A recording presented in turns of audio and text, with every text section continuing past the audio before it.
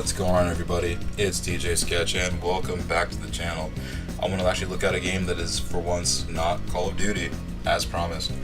The game I want to look at today is Gekioh Shooting King, also known as Shinryu, if you really want to be technical about it, Purple Flame Dragon. Released in 1997, created by Warashi for the arcade in 1997, and ported to the Sega Saturn and also in the same year. Had it a release for the PS1 in Japan in 1999 and hit the US shores in 2002, making it somewhat of a late PS1 release.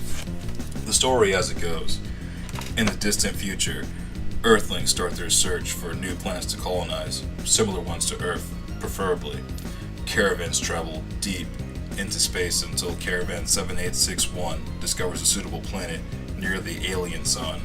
However, none of the other caravans have arrived behind it. 93 years later, it's revealed that the other caravans were attacked by a band of alien humans at the command of Shinryu.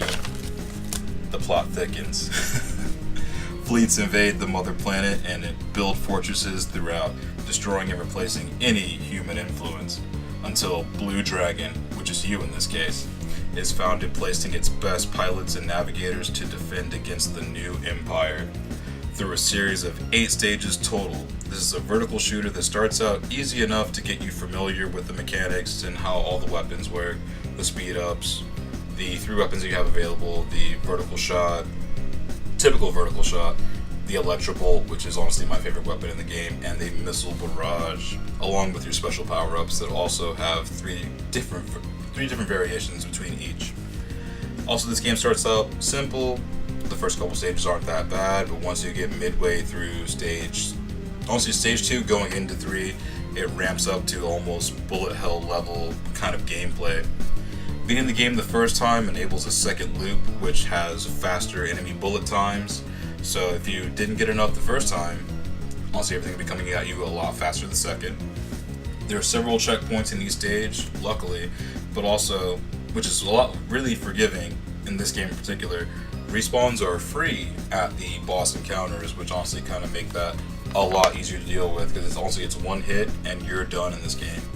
The PS1 release also included Shinryu, which is the pocket mode of this game essentially. Has a blocky, almost Dreamcast VMU effect to it.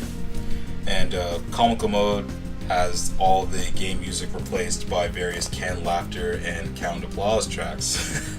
Which also get higher and higher and more enthusiastic as your score increases. Stingy mode, where it's one try or die between 2 brutal levels, 1 life, no continues, 1 chance, that's all you get. No mercy mode, which is the extreme difficulty as the game describes.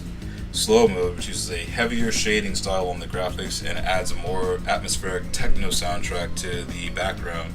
And also all the in-game sounds have been replaced by haunted house effects.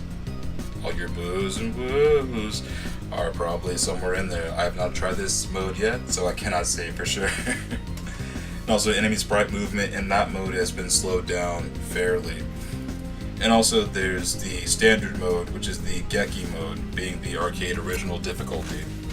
This one I really cannot recommend enough. Honestly, I heard about this game through a couple YouTube videos and actually just happened to come across a copy, and a loose copy luckily, in a game shop that I frequent a bit.